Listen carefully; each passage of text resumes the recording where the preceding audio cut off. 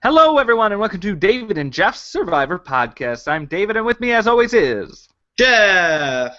How are you doing, Jeff? We are talking post-Christmas, and we're finally getting to talk about the finale of San Juan Del Sur.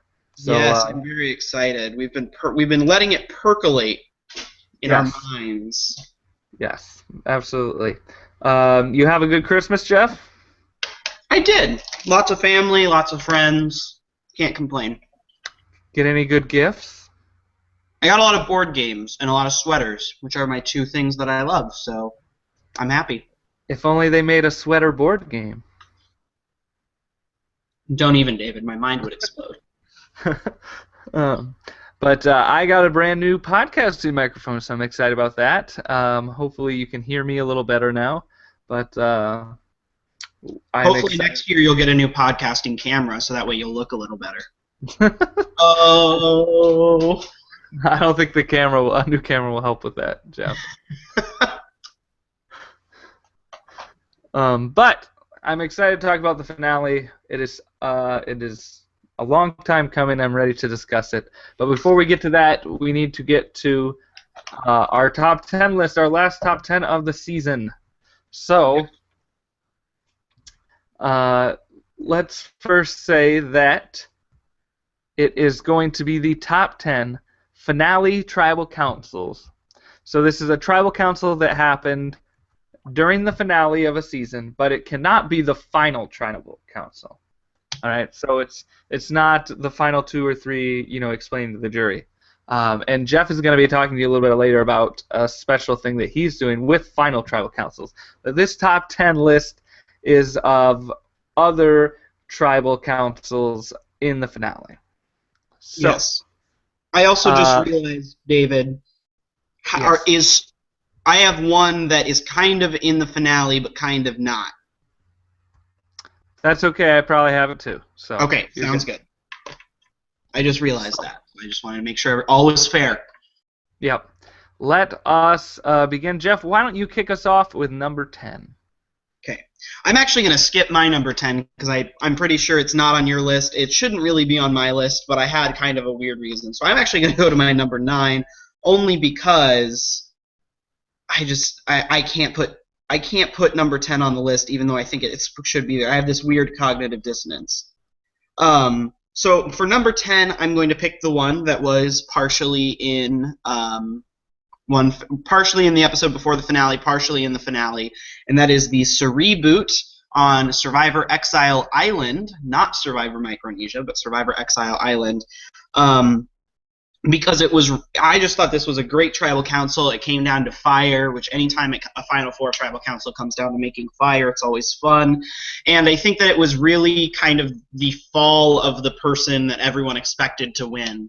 Everyone thought it was either going to be Suri or Terry, depending on whether or not Terry could continue his immunity streak, and then Suri gets knocked out, which really threw a wrench into what everyone thought was going to happen for the season. So I put that as number 10. The only times, there's been a few other, but one of the very few times that Survivor has used a cliffhanger ending, especially a tribal council cliffhanger ending. Yeah. And it was pretty epic at the time. It was like, what? You're going to stop it here? So I think that added to the hype and having it be a tiebreaker challenge with fire. And I'm sure everyone was bummed that Suri ended up losing, but it was entertaining nonetheless. So it is actually on my list, actually a few spots higher, but I'm okay with it getting in there. So I'm going to choose another one. To me, there was really 2 tiers. There was a good 4 or 5 that I thought were really great, and then there was a big jump, and then the other ones. So this next one, I have to do it just purely on the facial reactions of what happens when this person gets voted out. So I'm gonna choose Eliza Orleans from Survivor Vanuatu. Okay. We sort of knew that Chris was probably gonna turn on her. Obviously, it made sense for him to go with the 2 older ladies. And then he ends up doing it, but Eliza just gives these death stares to Chris on her way out, and Chris is just like, whatever.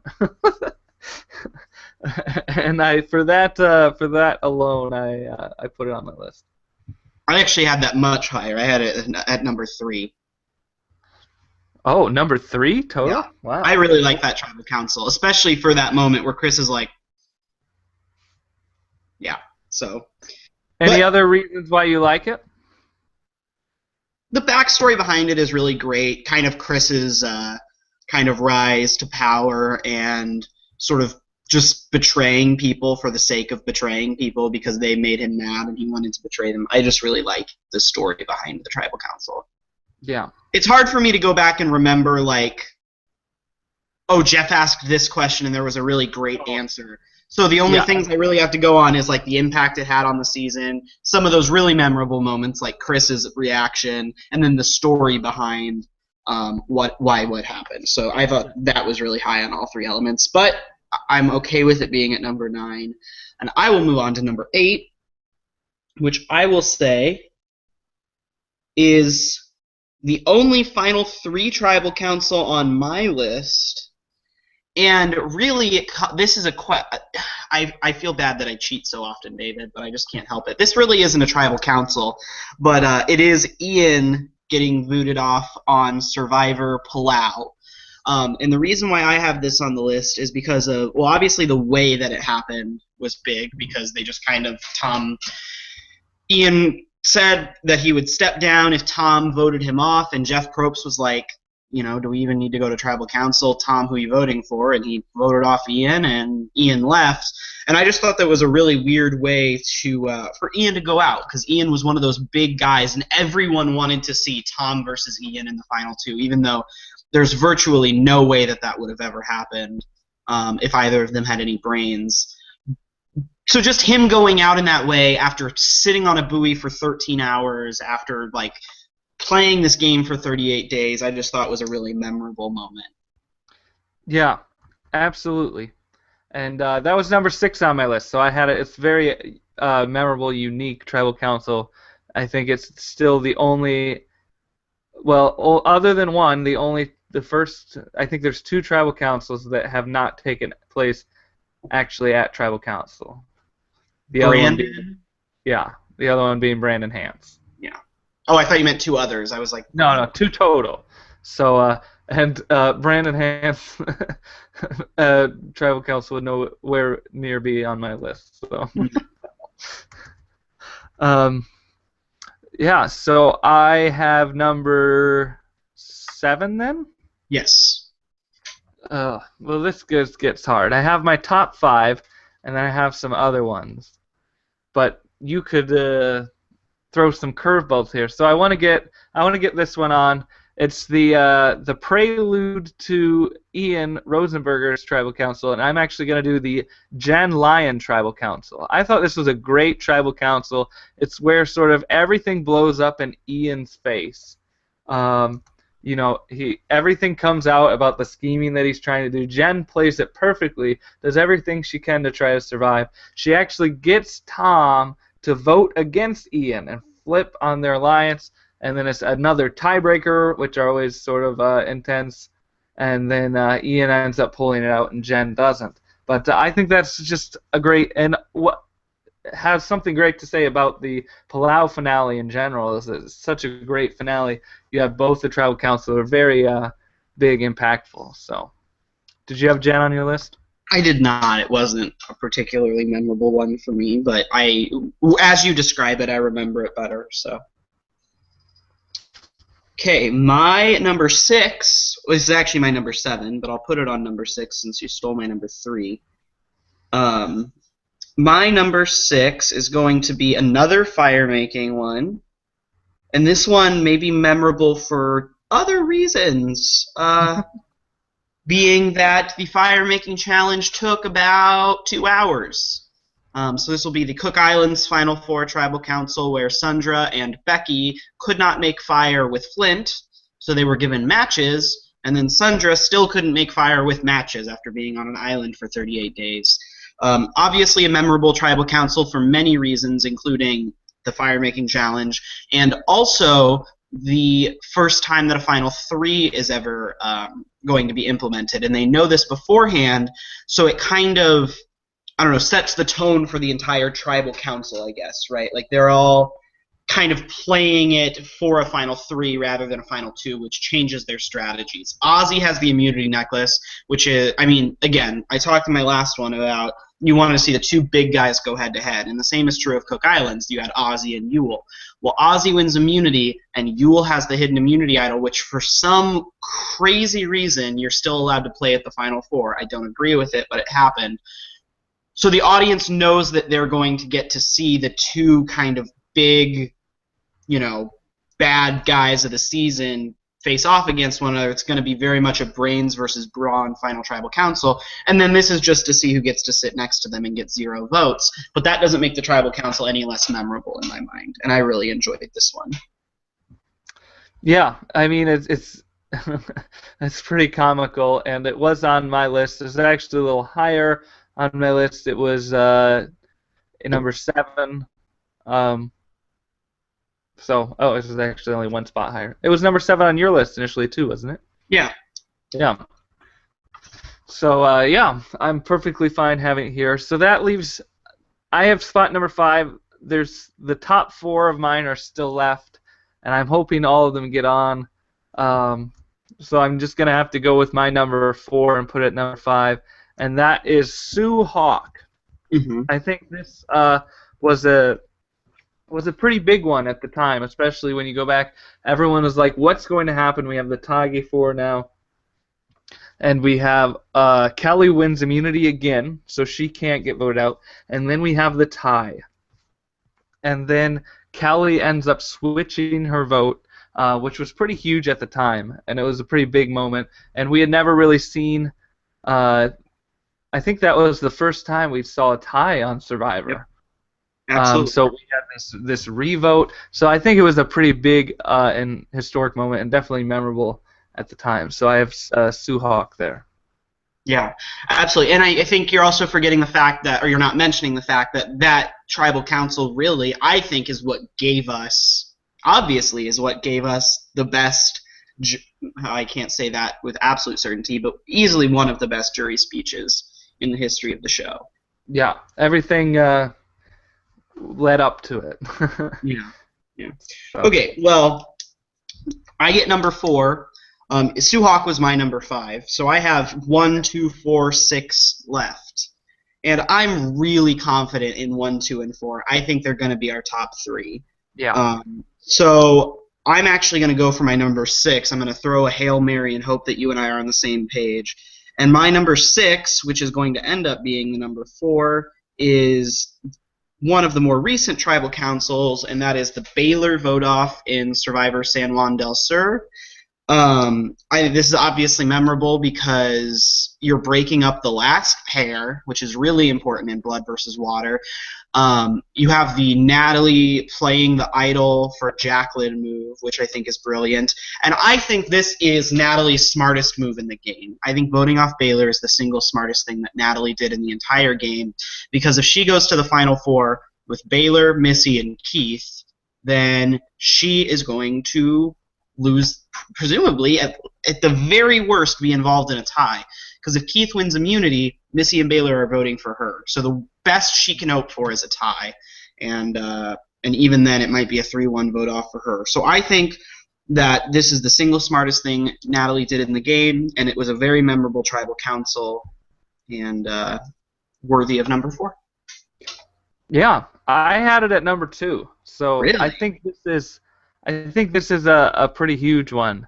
To me, I think no one really even saw this coming. I know I didn't. Like, going into the finale, I was pretty certain that Natalie, Missy, and Baylor were going to make it to the end. I didn't think she was going to do this, play her idol, and use it on Jacqueline to save her, and then get Baylor out of all people. So to me, it was a very shocking, very big moment, and a very just entertaining moment, and it really got you amped up for the rest of the finale, and something that I don't think we see nearly that often at the finales.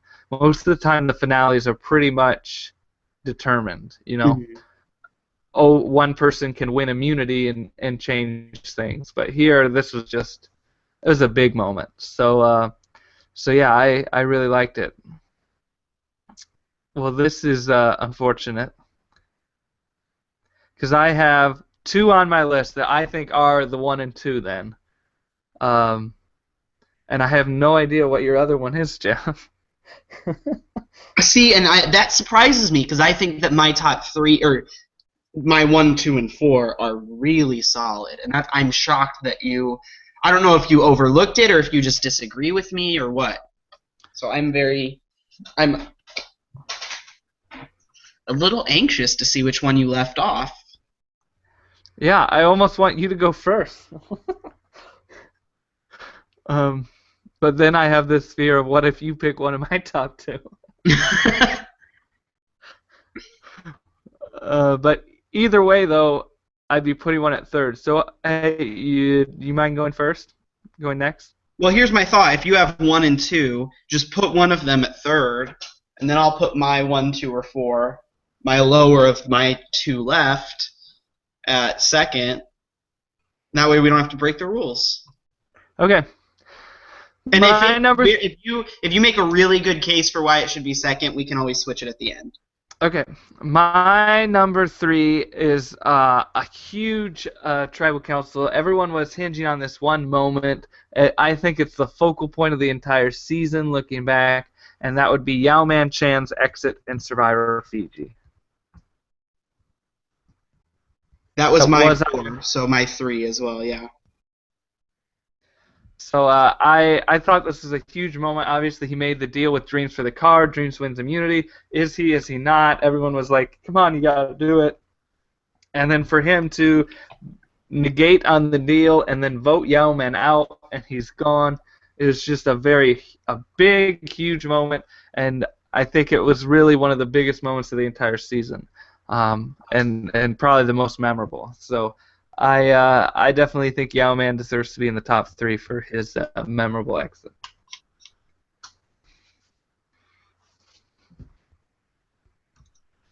I think, yeah, I messed up.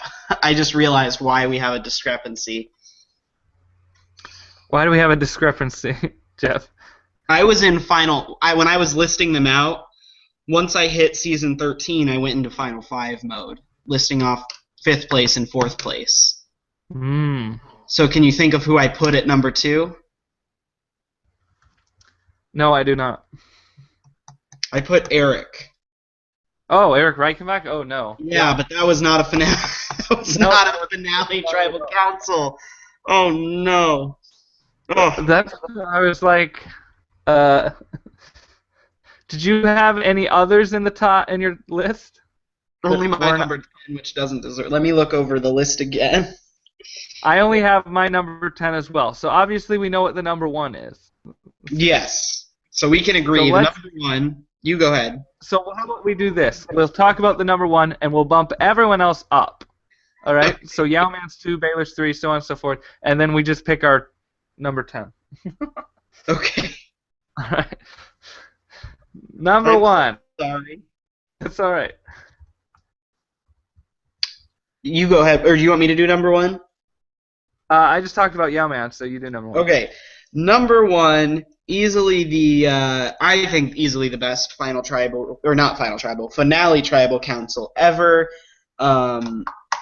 Without a doubt, changed the way the game is played even today. Caused huge controversy and everything. Pascal English drawing the Purple Rock in the Marquesas Final Four. Probably in the top 5 best Survivor moments ever for me as well. Just in terms of what it did. Like, it was just it was just weird and huge and controversial and, again, impact on the game. People still today are like, I don't want to draw purple rocks. I don't want to draw rocks. That's not what, people create strategies because of this thing that happened. Yeah. No, absolutely. It had a huge impact on the game. We've never seen anything like it before. Never seen anything like it since. Some people hated it. Mm-hmm. I know I was talking with someone and they were like, "Oh, I used to watch Survivor," and then they're like, and then I remember this poor guy drew a rock and had to go, and after that, I didn't want to watch it anymore. So this is actually a very big, big thing at the time, very controversial. but a huge impact on the game. I think a very memorable tribal council. It definitely deserves to be number one. Yeah. So then, David, what's number 10? All right. Well, how about we both say our number 10s, and then we can decide which one we feel should go there. Let's just pick yours, because mine's not good. Okay. My 10 was Jerry Manthe and Heroes versus Villains. I just thought it was interesting how, they ended up, so we'll take the GOAT Sandra, and Jerry gets voted out being too nice to make it to the final tribal council. There, she gets all the votes.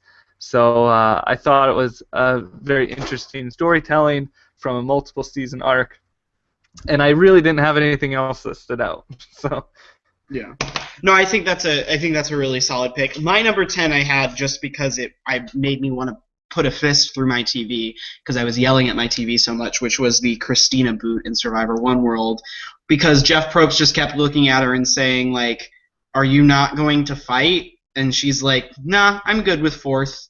And it just made me so mad. Like, it made me really mad. So that's why I had it there, because of my reaction to it, not because it was necessarily a great tribal council.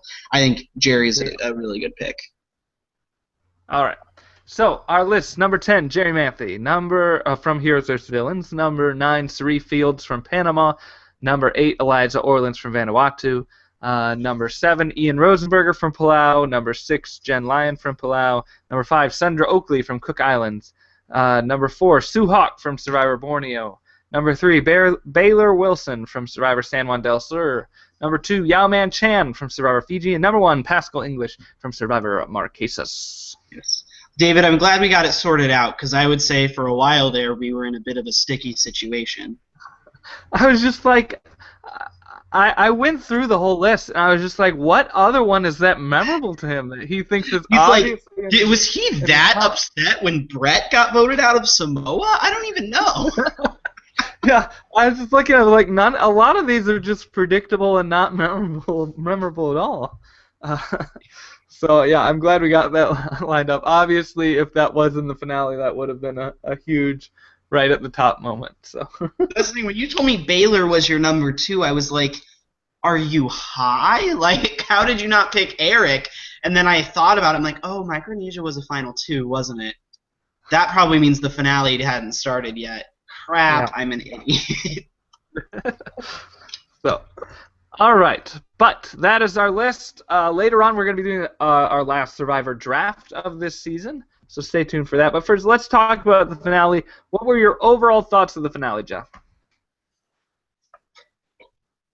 It was good. No, I really enjoyed the finale. I thought it was unpredictable. They threw a lot of curveballs our way. I thought the final tribal council was really good.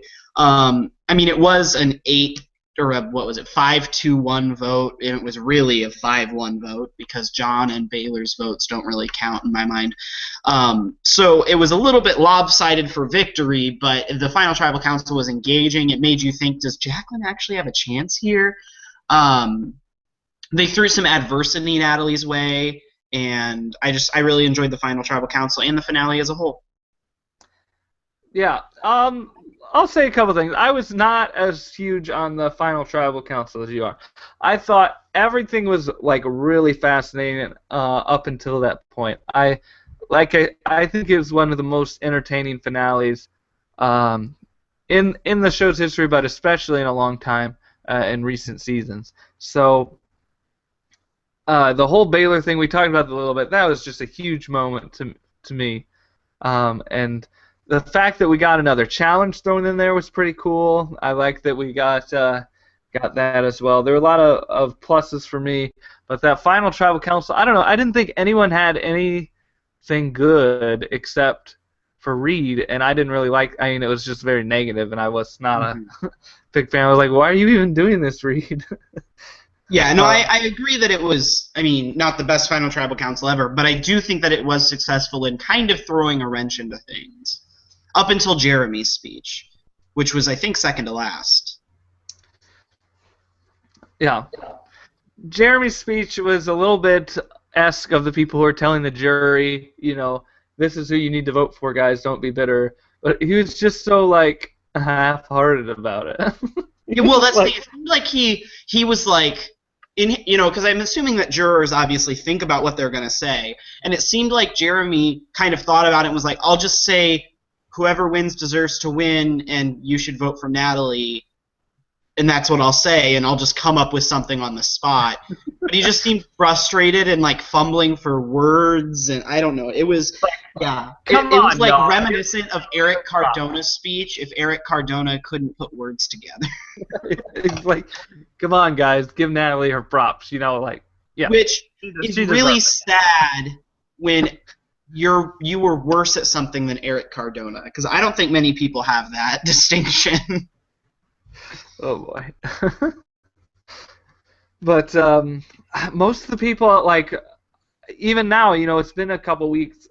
I hardly remember what most of the people said, like Wes and Alec, and oh, it was great for Alec's facial expression. Then that was my number one thing. I don't know if you watched The Soup, but it was actually they talked about the Survivor finale on The Soup, which is a TV show that just sort of mocks reality TV show clips, and the only thing they talked about was they're like, these are not the same clip, these are separate clips all from the finale, and it was just 5 times where it just had Alec just completely dumb-faced, just like That might be better than the Chad face. But and yeah, so that was pretty hilarious. But I don't remember hardly anything. I remember Keith said, "Natalie, why did you lie to me? That wasn't cool. Why did you lie to me?" uh, so I don't know. I didn't think the questions and anything was that good. Obviously, you had Reed's memorable speech, but everything else, there was a lot of stuff that was just pretty forgettable to me. That's fair. But I think we had a great winner. I think she definitely deserved to win. I just picked the wrong person. I picked Val. It should have been Natalie. But I think you also had 3 really solid challenges. I mean, you have, well, 2 of them I remember distinctly. I'm struggling to remember what exactly the reward challenge was, but I remember liking it. The reward challenge was an obstacle course type thing. You had to run back and forth. The final thing was knocking blocks off. Right. So it was, I mean, that was probably the worst of the 3 challenges, but the table challenge was really, really, I think, creative and interesting, because it almost was reminiscent of the final challenge from Tocantins, but it added like all this whole new element to it, which was like, you have to have a steady hand, and you can't jerk it around too much. And I thought Keith's reward, I thought that was actually a really good reward. If they do it again, I wish they may limit it a little bit and say, you can't play forever, do it for an hour. But it was a reward that allowed him, like, he had a huge advantage, but it wasn't impossible for someone who was a really fast learner to do well. Yeah. Yeah. So I thought it was just a really good challenge. And then the last one was great too because of the comeback. Yeah. You mentioned the Tocantins challenge, and I thought that's what it was at first. Yeah. When they first showed that thing, I was telling my wife when we were watching, I was like, oh, here it is. We've seen this one before. And then they started doing it. I was like, oh, this is much cooler, than just putting the ball down the chute and catching it with your hand. Yeah. I think, like I said, I think they could have fixed his advantage either by limiting the amount of time, or if they, on the table that they gave him for his advantage, if they put like a little ridge or a little lip on the holders to make it a little bit easier when you're practicing, and then when the challenge comes, you don't have that, so it's, you still practice, but it's a little bit different. Yeah, or even if it's a different a way it's outlined and everything. So this is like what you're going to have to do, so you can practice working with the paddles, but not the exact same replica. Yeah. And then I thought I love the go to different stations and get puzzle bags, because this challenge has been used since season 1, right? And I thought in season 1 it was a great challenge, and I love this challenge. And there's always a way to make it different and new and fun and exciting, and I thought they did that. This one seemed a little bit more low budget. Say that again. It was cool to have it with the staircase, so while the actual different obstacles seemed a little low budget, the staircase made it that much Yeah. more epic. Well, and then you have Jacqueline falling down the pole, which I think like just put into perspective how tired these people are. And her comeback almost it's not as big, but it is almost as big as Cass's comeback from last season. Yeah, no, it was pretty great. Yeah, I definitely enjoyed watching. I thought the challenges were good, the tribal councils were good, the winner was great. So let's talk a little bit more. Let's talk a bit more about what actually happened at camp for each of the things. So you have the challenge. He wins the reward. He ends up winning immunity with Keith. So did you see? Did you think? They showed a little bit of it. Did you actually think that she was going to go with Jacqueline and Keith instead of Baylor and Missy? I was about 50-50 on that one. On that one, I thought that she might. The only thing that was kind of holding me back was obviously the fact that she had voted out John, and I didn't know, if she was willing to help out John's girlfriend like that. But I was about 50-50 on the final 5 that she would go with him. I didn't think Keith would, and I figured she would have to play her idol for Jacqueline. And that was more so than her voting off John. That was the biggest thing that was holding me back on whether or not she would actually go with Jacqueline, was she would have to play her idol for Jacqueline. Yeah. Yeah, it's so interesting. I personally did not see it coming. I thought about the possibility, but I thought, no, she's going to stick with Missy and Baylor. I don't think it's going to be anything big. See, I just knew it was so stupid for her to stick with Missy and Baylor. Like, I just knew that was not a good strategic move. Yeah, I don't think it's a horrible strategic move. Obviously, if Keith won, then it would obviously face a problem. But other than that, like going to the final 3 with them, I don't think would have been a bad move. Going to the final 3 with them, I agree with you.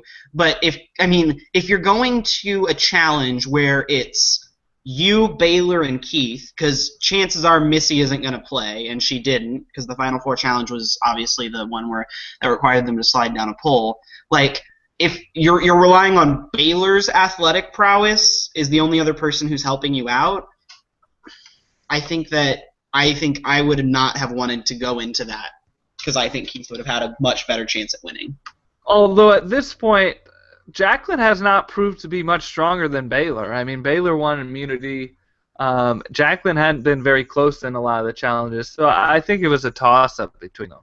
But if you're going with Jacqueline, then the threat of Keith winning immunity isn't as big. Yes. Because if you're going with Missy and Baylor, if Keith wins immunity, the best you can hope for is a tie, and the chances are you're going to get voted out 3-1 if Keith has a green.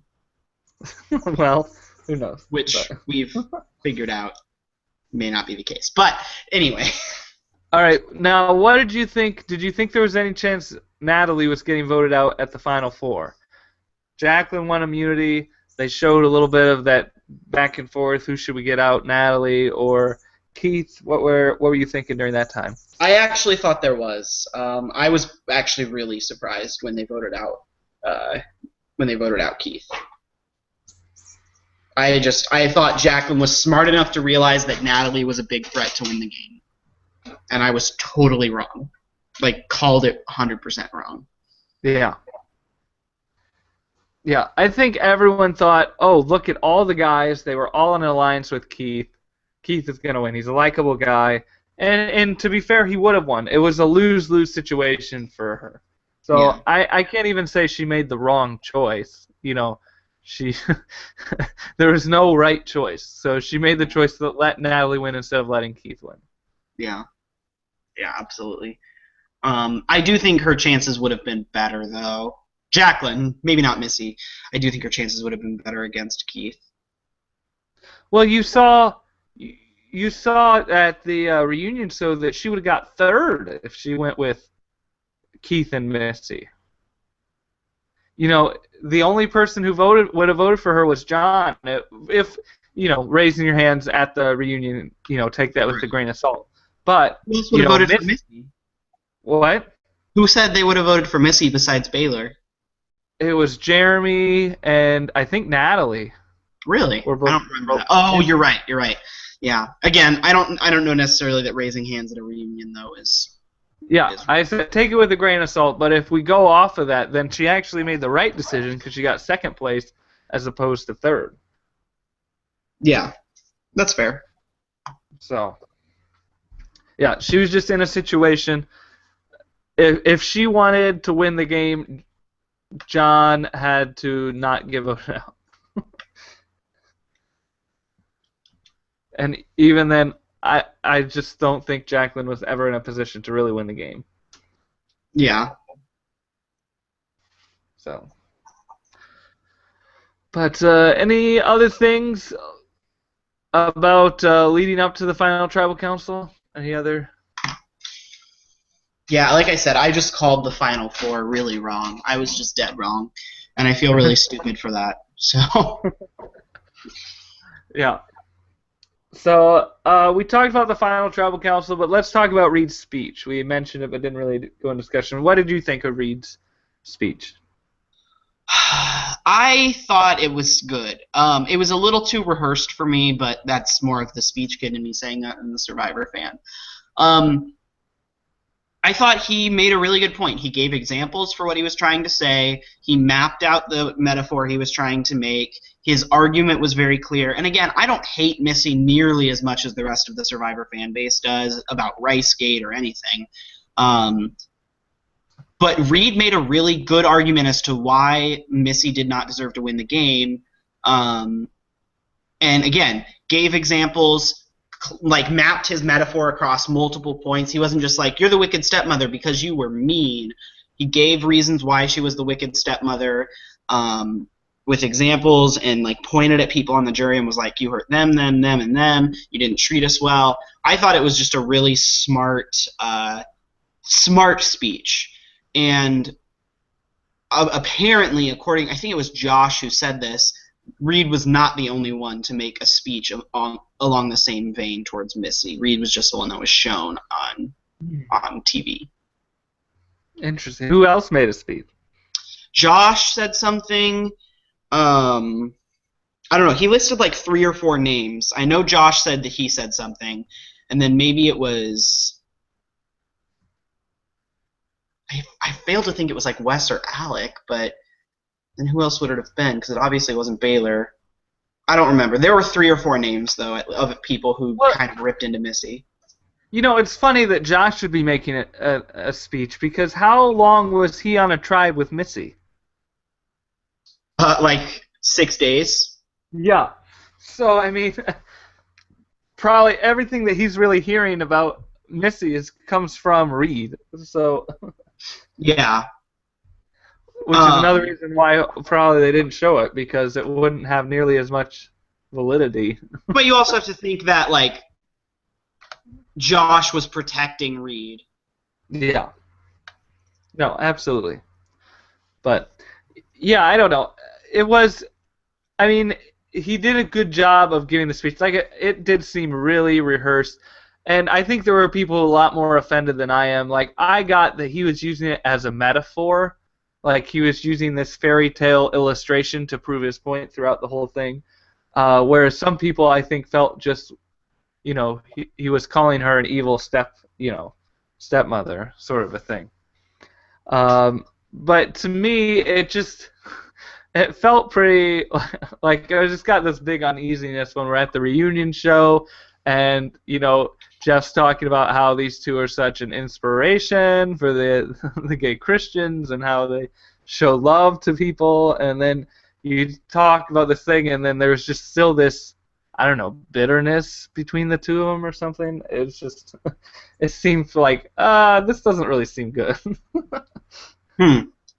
I just looked up the article, and it says that 6 people, Reed was the 6th person to make an anti-Missy comment. So obviously Baylor didn't, and then there's one other person who didn't. But I'm trying to find where he says the names. I'm not sure that it does. I an anti-Missy comment is different than a His words were, Missy rant, I'm trying to find. He had his words were sixth jury member to attack Missy. So I don't know if what his definition of attack is. Yeah. But again, I'm not sure which was the other jury member who didn't say anything bad about Missy. But Josh and Reed were definitely in that group. He said that's why Baylor cried, was because Reed was actually the last person to go among those six. And so it was just kind of piling it on. Yeah. Well, yeah, they probably showed that one because, it was the most impactful. It made Baylor cry, so, they're going to show that. And, maybe he should have thought a little bit more about the metaphor that he used, knowing that she is a mom. Yeah, but at the same time. But, yeah, I just thought, I'm okay with you saying that, but, let bygones be bygones at the reunion. And I guess that's up both sides. I'm not going to say it's one side or the other, but let's get over it. Yeah, see, I'm less let bygones be bygones. I'm actually more on the side of Reed on this one in terms of, I hate when Jeff Probst, forces apologies out of people. And, if you don't like each other, you should be able to look at each other and be like, hey, yeah, we don't get along. And, that's all that it should really be. You shouldn't have to defend why you don't like the other person if it's already been stated, and have Jeff Probst really analyze the relationship and try to fix the relationship, because not all relationships are fixable like that. And I guess maybe that's just my personal bend to it. But yeah, I'm much more in the if you don't like each other, say you don't like each other and let's move on. Yeah, I mean I definitely understand where you're saying, and I can agree with that. But at the same time, I hate it when people, recognize it was a game. You don't have to be best friends with them, but you be okay with it. It was a game. I'm over it. Let's move on with my life and not harbor resentment towards the person. I think to me, there's a difference between dislike and a forcing buddy friendship. Oh, we're all happy now, than being resentful. If that makes sense. That's fair. But so then after the reunion, after the finale, David, who from Survivor San Juan del Sur do you think has a chance of being asked to return to Survivor? To return to Survivor? Yes. I think realistically, I'm going to say Jeremy. I think he has the potential. I don't think there's a lot. Really? Who are you thinking? See, I think Josh, Jeremy, and John, all three have a chance. I could possibly see Reed. Natalie, obviously, because she's the winner. And then I also thought Keith had a chance, too, just because he's kind of that bumbling guy. Have him come back on a season where he actually knows how to play the game and see how he does. Julie, obviously, going to be asked back. And that goes without saying. From a character standpoint, I can see why you'd say Keith. I just think Jeff Probst harps on people knowing the game and playing it, that I think they'd be more okay, he was fun, but let's not do him again. Josh is another potential. And John, maybe John, but I think part of it was so much with his dynamic with Jacqueline that I think he doesn't have that much uniqueness on his own. Their relationship was very interesting. It was interesting throughout the game, but I don't know how that would translate into another season. Now, he could be very entertaining. I think he could probably do good at another season. But I think this is one that isn't going to have, tons. If you compare it to last season and this season, I bet you there'd be a lot more potential returnees on Cagayan than there was on San Juan del Sur. Oh, I agree with that. I think any of the final six of Cagayan could come back, and probably most of them will at some point. Yeah, I would say Wu Probably not, but He had plenty of fans going into the finale, I think. no, I don't think he would be a bad pick, but I don't think the producers would. Again, it's But if that they kick. did if they did a season of smart players versus people who made stupid moves, I would love to watch a season of where there's a tribe of people who have made the dumbest moves ever. Like Wu put on Keith, throw on JT Tyson, because then you get two winners in there too. Like Eric Reichenbach, throw him in there. Like just a tribe of idiots. Not idiots, but people who did really stupid things. That'd be great. Wouldn't that be fun to see? It could be. It could be very entertaining. The problem is you didn't say any girls. Who are the females? I know. I'm trying to think of any girls who made really stupid moves. I can't think of any really, really dumb moves made by girls off the top of my head. Yeah. Maybe Amy jumping ship to Tracy in Micronesia, but that's negligible. Yeah. I don't know. Any standout things from the reunion? They didn't make Baylor sing, thank God. I hate when they do that.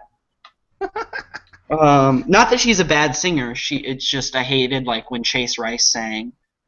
When Sekou sang, it made sense because it was it was just part of the intro. They didn't make a huge deal out of it. Yeah. I'm trying to think of any other standout moments. I don't know. The reunion was fairly benign. The only real thing that they did that stood out was the Reed and Missy thing. I'm not on the boat. I don't hate when they spend time in the audience or anything or talking to people about the next season. Because nowadays, if they did that for Survivor Borneo, I'd understand because your chance to talk to the contestants is so limited. But nowadays, when everyone's on Twitter and Reddit and Facebook and everything, you can shoot someone a question really easily, and you've got a pretty good chance that they're going to respond. So I don't hate when they do it. Over. They had a ban on them from Twitter this season. Yeah, once the season's over, though, you can ask them anything you want. Yeah. Yeah, I was not a fan of them taking the three people out of the audience and saying, who do you think, are you a blue collar, white collar? I like prepping the season, but we wasted 5 minutes on this dumb thing to prove that people in America are different, which we already knew anyways. Yeah, that was when we could have contrived. That was a little. Yeah, where we could have asked a few more questions, to even because there was still at least a third of the people from the season that didn't get a question at all. And not that I like it when they give people the obligatory one question that they did back in the day, but there were still quite a few people that were even somewhat relevant to the season that you could ask a question to. It wasn't all just the first boots, So. Yeah, no, I do agree. Yeah, the white collar, blue collar thing felt a little contrived. Yeah. It seems like they were trying to almost create a division between these random people from the audience, which I'm sure were not random people from the audience. I guarantee you, those people were pre-screened, told that you can't say anything. I will say the best moment, and I don't know if this is technically part of the reunion or part of the finale. The best moment was talking to that kid who created the challenge when he said, "I just really wanted to help the show. You're welcome." I thought that was brilliant. Get that kid on Survivor. He is great. He's wonderful. I want to see him on season 39. Yeah, no, he was good. Yeah, I don't mind the whole jumping back and forth between the finale and the live show thing. So that doesn't bother me. And yeah, that kid was good. But yeah, that was the only thing. Sometimes I get mad at the finales. This time, like we said, I wasn't super excited about anything that was happening at the reunion show. But at the same time, I wasn't really disappointed, except for that stupid cheesy thing. I think it's a really cool concept, and we can talk about that more. I like that they previewed it, but we did not need 5 minutes to pull random people from the audience to to talk about how there's a division. So, but anything else from this season before we talk about next season? I don't know. I really enjoyed this season. I think it's up there. Yeah, we did our season rankings. I would probably move this. I think we had it at 18 or something. I probably would move it up a few more. I think the finale was really strong, and the episodes leading up to it were very strong. So it's one of those seasons that kept getting better as we went along. I don't think it's a top 10 season by any means, but I'd probably move it into the top half, top 15. yeah, it's a. I don't think it deserves all the hate that it's gotten. Yeah. So, all right, Survivor Worlds Apart. Blue collar, white collar, no collar. What are your thoughts, Jeff? It's an interesting twist. I wonder, though, I mean, they've done the one thing I did notice when they previewed Survivor Worlds Apart, they were like, we've separated tribes by gender. We've separated tribes by brains, beauty, brawn. We've separated tribes by blood and water. They did not ever mention that they've separated tribes by race, and I did notice that. No, I think it's an interesting concept. I just hope that they don't mess it up by like doing what they did in Survivor Cook Islands and, you know, getting rid of it 2 episodes in. If they really wanted to, if their goal, which I know it's not really their goal, but if their goal is to see what 3 different tribes of blue collar, white collar, no collar do, then switching them up in episode 2 doesn't achieve that goal. That being said, I don't know. I feel like there's going to be a lot more division amongst the white collar and blue collar tribes than there is with the no collar tribe, because they're just going to. But they could be the thing is, the no collar tribe could be a total mess, lose every challenge, get voted off like 1st, 2nd, 3rd, 4th, 5th, and 6th, or they could be the kingpin in this whole thing who decides which of the other 2 tribes is going to have a chance at winning. Like, they could be the biggest thing or the worst thing. They could be the John and Jacqueline or the Kelly and Dale. Yeah. Some interesting notes about this upcoming season. First of all, they cast it ahead of time before they chose their twist, just like they did with Survivor Cagayan. And I'm pretty sure that the twist is going to be more like that than the racial one, where it lasts for like 4 or 5 episodes and then they switch up the tribes. Right. So that was interesting to me. And Jeff Probst is going on his hype about this season, saying this is probably the best, most likable cast that they've ever had of new people. Really? Yeah, he has said some very lofty things about it. So I have high expectations, like always, because of Jeff Probst. Yeah, he's lied sometimes, but the last couple seasons he's been pretty honest, I think. Yeah. Yeah. So I'm looking forward to it. I think it could be a really interesting and good twist. Have you heard about one of the contestants on there who was a professor? Yes, I've heard. Max Dawson was a Northwestern University professor who actually taught a class on Survivor, which I think is fascinating. Yeah. Is he still a professor? I know he was a part of previously on Survivor for a while. I actually don't know if he's still a professor. But it sounds interesting. I want to know, like, I don't know what department he was in, so I don't know how they approached Survivor. Was it from like a sociological perspective, or from like or was it more of like a not journalism, but like media, pop culture perspective? Do you know? I remember reading an article about it. I'm trying to remember it now. I know that I think it was on television. Okay, so it's more of a media perspective.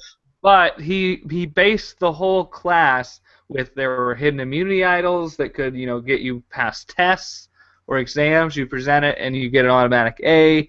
There were tribes and you win tribe points and challenges and stuff. So he made the entire class like a Survivor season.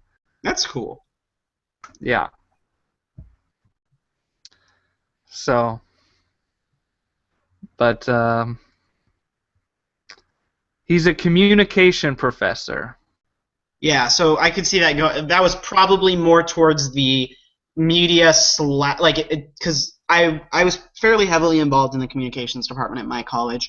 So you have the people who go for more of the interpersonal type communication studies, and then there are people who go for more of the media type communication studies. So it was probably one of those 2 things. Yeah, the class is called RTVF 330. The tribe has spoken. Surviving TV's new reality. So yeah, it's probably Which more is on the media. dually structured to fill both expectations of a typical Northwestern film studies course and mimic the actual game of Survivor. That's cool. I would have loved to take that. Yeah. I've heard of people doing things like that in like a small group communication class, like having that as kind of an aspect of the class for a few weeks or something like that. But to do it as a full class, I think would be really interesting. Yeah. And obviously, I'm a future high school teacher, so I unfortunately cannot have people vote each other off. That would just create too much division. In a college classroom, though, make them hate each other. Well, I don't think they ever voted each other out. I think that was the one aspect. You're kicked out of the class. But yeah, so it should be interesting. Like you said, if he's saying it's one of the best casts ever, I'm expecting a good cast. So I hope it rings true. Mm-hmm. So, well, before we finish this up, we are going to do a Survivor draft, and in honor of Natalie joining the exclusive Survivor Winners Club, we are going to do a Survivor draft of Survivor winners. Jeff and I will each pick a tribe of 10 people, 5 male and 5 female, all winners, and we'll see who gets the better end of the deal with our Survivor draft. So, yes. I'm going to let you have the first pick, Jeff, and then I'll get the second and third, and you'll get fourth and fifth, and so on and so forth. Okay. Well then. My strategy, I'm going physical strength, because I think if I can best you in the early challenges, then I'll be able to carry it home, is how I feel. So my first pick is going to be a male. So I pick 1, and then you get 2, 3, and then I get 4, 5, and yes. so on and so forth, right? So my first pick is a male, and I'm going to pick Rob Mariano, who I think is a huge... David, are you still there?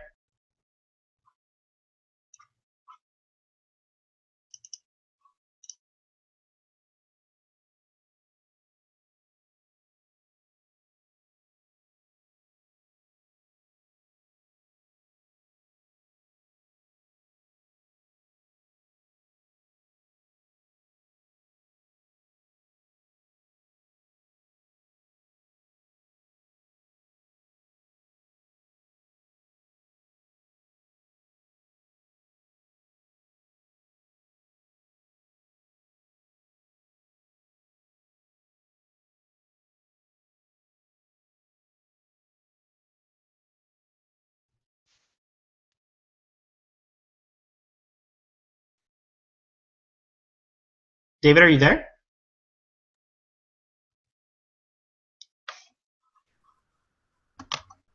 You there? Yes. Hey, Jeff. Don't know what happened. Unfortunately, we did not get to hear who you said. The last thing it said is the first person I pick is a male. Yeah, you dropped out for me. I don't know whose fault it is, but we'll blame it on you. So, the first person I pick is a male, in fact, and it is going to be Rob Mariano. Going for a big dog. Challenge beast, good at puzzles, which a lot of the challenges are based around. Really good at, interpersonal skills, I think, in terms of like getting people to follow behind him. Again, I'm more concerned right now with winning those early challenges. So, and I think Rob is also good at convincing people that like you are going to be the one who's sitting next to me at the final tribal council, so that's less likely to cause people to like dissent and grow weary of each other and try to like shake things up. Interesting. I'm going a different approach than you, Jeff. For my 2 picks, there is a lot of male winners that I would be happy to have on my team, and there's some specific females that I really want on my team. So I'm going to take those so that you do not take them. Deal. So my first one is a person who I know you're a big fan of. I think is physically fit and smart and could go all the way and win it again. Tina Wesson. Tina was on my top 5 list for girls. She was actually 5th. And then if we're going for strength, I need another strong female, and I'm going to be choosing Kim Spradlin. Kim was my 2nd girl. But I still have my first girl, who I'm going to pick right now. So my next few picks, I'll pick a male and a female. So my first girl is going to be Denise from Survivor Philippines. Strong, smart. When you started describing Kim, I thought you were going to be talking about Denise. I think they're similar in quite a few ways. Not their wins, but just them as players. And then I'll pick my next male, which is going to be Ethan Zorn. Oh, Ethan was one of my top male picks, so you did take someone there.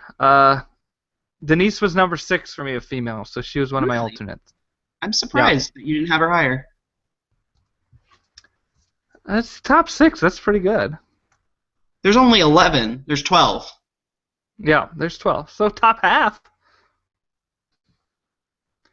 Not All good. right, I'm going to choose another female. I'm going to go with Sophie Clark. Another person who I think is smart, could go all the way again, and was pretty good at challenges. Sophie was my number 7 female. So now I have 2 to choose from. I'm going to choose another female. And do I go with the queen or do I go with someone else? That's the question. And I think if we're having Survivor winners, we have to have the queen. She may be a little disadvantaged with challenges, but if she can make it farther, she can win 3 times. I'm going with Sandra. Yeah, she wasn't even on my top 10. Wow. Dude, I actually been my 12th. I went for physical strength. Sandra doesn't have it. And I think she'd be just voted off really early because she's won twice. I'd love to have her on my tribe. In terms of, if I were making like my favorite winners tribe, she'd be probably my number 1. But I'm not. I'm making a tribe to win a game of Survivor, which is why I'm going to beat you. Okay. So my next pick will be a female. I'm actually going to pick Natalie Anderson. All right. Strong, smart, kind of a follower, which I think is perfect. She could come up from behind, though, just like she did in Survivor San Juan del Sur. And then I will pick a male, who I'm actually going to pick JT, because he's strong. If he's not on a tribe with Russell, or if he's not in the game with Russell, makes really smart decisions. So JT, Natalie was number 7 for me. JT was number 6, so good choices. All right, I'm going to choose my last female. I'm going to get my top 5. So far, I've gotten them pick for pick, so I'm going to get my last one. Danny Broatwright from Survivor Guatemala. Yeah, she was my number 4. Good pick. Strong in challenges. All in all, a great choice. So now I go to my males. I got 5 males that I need to pick. We start going up. I got to go with first on my list. This guy I think is great socially, pretty good physically. I think he'd be a great asset. Earl Cole from Survivor Fiji. Earl did not make my list, surprisingly. Wow. It surprised me too, but when I went, I'm like, they're just better physical threats. Earl's a great player of the game. I like how this whole winter season you've only choose the physical people, which, as we know, the physicality lets you win Survivor. That's not what I said. I said I'm trying to beat you. Okay. If I can beat you in early challenges, I can make it far in the game, David. And I came into this with a strategy. This isn't Jeff's favorite winners list. If it were, Bob Crowley, number 1. Is Bob Crowley on your list? No, he's not. Oh, wow. Thought he was getting a little old.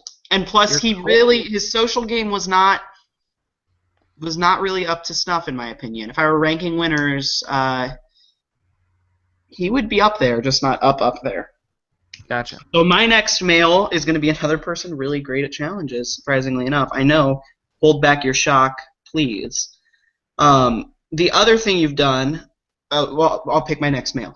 It'd be Brian Heidick. Great at challenges. Not the best social player, but smart as a whip. So yeah. And then the other thing, by picking all 5 of your females, you've left me with the ability to just ignore females until the end of this. So I'll just pick my next male so that I can get a higher one on my Your list. last male. Yeah, my last male. And again, I keep going back and forth on these two, but I think I'm going to go with someone who I think is a strong physical player, a strong social player, and really, really smart, Tom Weskman. He was number 2. I was about to take it if you didn't. So Which I thought you would have Earl. I should let you know that you just allowed me to get my top 5 males. Okay, I got my top 5 females. So. Oh, really? Those were your top? You didn't? Oh, right, because Denise was 6 for you because you're crazy. Okay, I'm crazy. All right.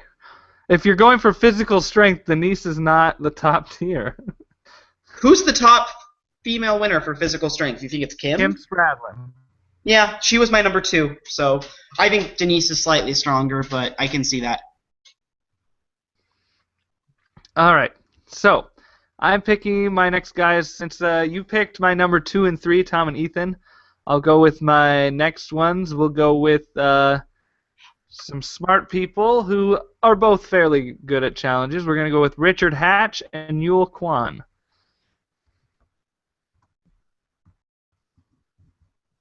Yule was my number 9. You weren't going to have Hatch on at all? I wasn't. Again, he's sat in prison for so long, and he doesn't seem like the type of guy who's going to use his time in prison to exercise. Oh, my goodness. And he's going to be an easy early target. People don't want to let Richard Hatch win the game. Okay. Think with your brain, David. Okay.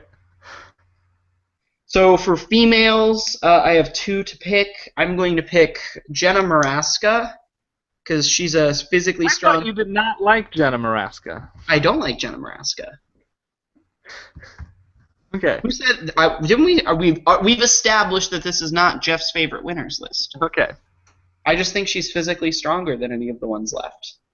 And then I have a little bit more of a difficult decision. I'll pick Parvati Shallow. Because she's a team player, willing to use idols for the team. And she finds them. All right. I have 2 more picks left. I have 2 more guys.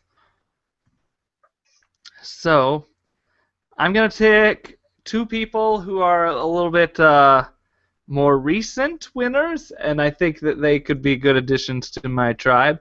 So I'm going to first pick Tyson Apostle. I think he's strong in challenges. He proved that he can be smart and win the game, and I think he's likable and has a very good social game.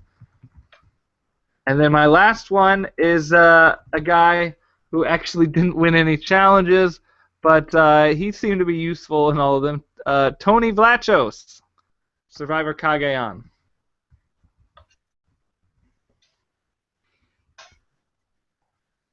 So that is my 10. You have 1 more pick.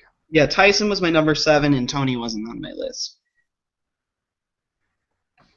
So my last pick, I have 3 options. I can pick Amber, Vesepia, or Natalie White, which I think really the top tier of female winners right there. And I think everyone in the world would agree with me. Everyone loves those 3. That was a joke. I don't know with you anymore, Jeff. What? I don't know with you anymore, Jeff.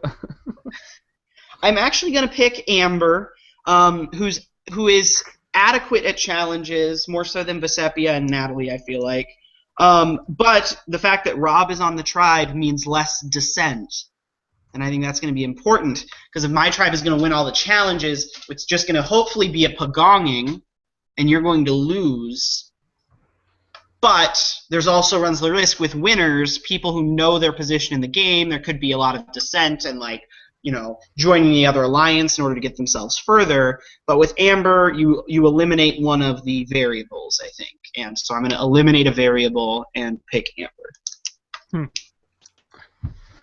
All right, so we have our 2 tribes. Let's look. I have Tina Wesson, Kim Spradlin, Sophie Clark, Sandra Diaz-Twine, Danny Boatwright, Earl Cole, Richard Hatch, Yul Kwan, Tyson Apostle, and Tony Vlachos. I like my list. I probably would have taken Ethan and Tom, but I'm okay with having Tyson and Tony on my list. And my list is Rob Mariano, Ethan Zorn, J.C. Thomas Jr., Brian Heidick, Tom Westman, Denise. What's Denise's last name? Stapley. Stapley, there you go. Natalie Anderson, Jenna Maraska, Parvati Shallow, and Amber Mariano / Burkich. And I think I have the physically stronger team. I think you guys are going down. Okay, we'll see. I think I have the better tribe. I think I'm gonna be the Kucha and you're gonna be the Ogakor. Ogakor won, if you I know. remember. But it was only because someone got evacuated. Otherwise, they would have won. Your tribe will definitely get more airtime than my tribe, which I'm fine with. It's not about the airtime. If it was about the airtime, Russell Hantz is considered a winner of Survivor. Your tribe will get more airtime, both because you're probably more interesting, but also because you're going to lose all the challenges and have to get that airtime before tribal council. Why do you think your tribe is so much more of a better tribe than mine, physically? I think I have legitimately the five strongest male winners, especially compared to year 5. And I think that with the exception of Kim and maybe Danny and Tina a little bit too, you have 3 really what I would consider really strong females, and I have 4 what I would consider really strong females in terms of physical strength. So you don't think Sophie Clark is physically fit, physically strong? I think she's physically fit. I think she's more of a clutch. Like, she'll do it when it matters, really. Like, when it matters, like the game is hinging on it. But I don't know. I never saw her like really go for it in like tribal challenges. At least I don't remember. I haven't rewatched South Pacific in a while. But yeah, so people who did not make the list: Vesepia and Natalie White, the 2 females. Then we have Chris Doherty, who is 6th on my list. Fabio, John Cochran, Bob Crowley, Todd Herzog, and Aris Bushkauskas. Yeah. So, interesting approach you had. I don't know if it will pay off. What's going to happen at a tribe swap, Jeff? I'm going to take all your strong players. Oh, but I mean, when we draft these, it's more about I'm backing my people and you're backing your people. So if there's a tribe swap, I'm still backing these 10 people regardless of who they're now playing with.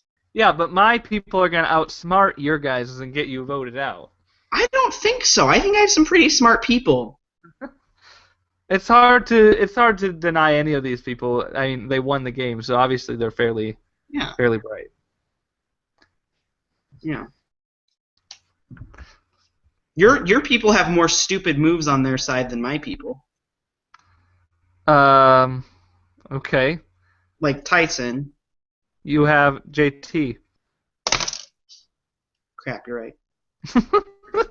I was thinking, oh crap, yeah, whatever. Okay. You're right. But if you look, we've talked about this. I think Tyson's move is infinitely stupider than JT's was. Okay, but I'm just saying, I think that's tit for tat. I have a 2-time winner. Do you? I don't, but your 2-time winner, I don't know, has ever won a challenge ever. I love Sandra. She's amazing and deserved to win both times. But if I'm making a tribe that I want to compete on Survivor, especially now, I would definitely not pick her because A, she's not physically strong, and B, she has a huge target on her back. Okay. Well, let us know what you guys think. Who do you think has the better pick? Is it Team Jeff or Team David? Let us know. You can do that by checking out our Facebook group, David and Jeff Survivor Podcast, or on our blog spot, survivorpodcast.blogspot.com. Thank you guys so much for listening. We're going to end the podcast here. We will be back to be talking about Celebrity Apprentice coming up when that premieres soon. So if you're interested in that at all, stay tuned. We're going to be doing some Celebrity Apprentice podcasts. And we'll be back, of course, at the end of February to talk about the premiere of Survivor Worlds Apart. And David, can I say something real quick? Why you interrupt me, bro? Yeah, I'm gonna get to that. I was Oh, almost done. I just want to say that hopefully we can also get Kathy Sleckman on to do our previews with us, so she can tell us all the superlatives for the new cast. But before we sign off, Jeff wants to make a little announcement. yes, and I apologize for interrupting you, David. I thought I heard you say bye, and I was like, no, not yet. Anyway, I'm working on a new project. I'm going to be ranking different aspects of Final Tribal Council, and so I'll be ranking like the best opening speeches, the best closing speeches, the best performances, the longest jury comments, the best jury. I have 20 different rankings that I really want to do. But first, I'm transcribing every Final Tribal Council and I'm currently 6 Tribal Councils through, so it's a little bit more of an undertaking than I think I originally intended it for it to be. But anyway, so if you're really interested in following along with that, you can join the Facebook group Addicted to Survivor. Just request to join. That's where I'm kind of updating everything and kind of as I go along. Once I'm completely finished, I'll post it in, I'll post it in the group for our podcast. I'll post it in Previously on Survivor. I'll post it on probably Reddit. Just a bunch of different places. There will be a Google Doc folder. But do look out for that. My goal is to be done by the time the next season of Survivor starts. And like I said, I'll be updating it in that one group and then posting it everywhere else. But it should be a fun list. I'm really enjoying transcribing the Final Tribal Council so far. There's a lot of things that I think you forget when you leave. Kind of David and I were talking about earlier. Some of the speeches weren't as memorable. But when you go back, there's really a lot of fun things that happen at Final Tribal Council that I'm really excited to talk about. A lot of really stupid things said, a lot of really smart things said. And I'm just really excited to get ranking once I'm done with transcribing. So please look out for that. Yeah, if only you had already transcribed the San Juan Del Sur. We could have gone back and looked at it, yeah. Yeah. But anyways, before we let you go, Jeff, can you tell the listeners about this thing called iTunes? Oh, I can. So if you hit the subscribe button on iTunes for David and Jeff Survivor Podcast, the podcast will show up on your computer every week without you even having to do anything. It'll just download it once it finds an internet connection, which is really great because it's super convenient. Download it straight to your iPod, listen to it on your way to work, listen to it while you're being yelled at by your boss. I don't know. Anything works, really. The possibilities are endless. Yeah. So thank you guys so much for watching and or listening. We will be back, so stay tuned. Goodbye. Bye.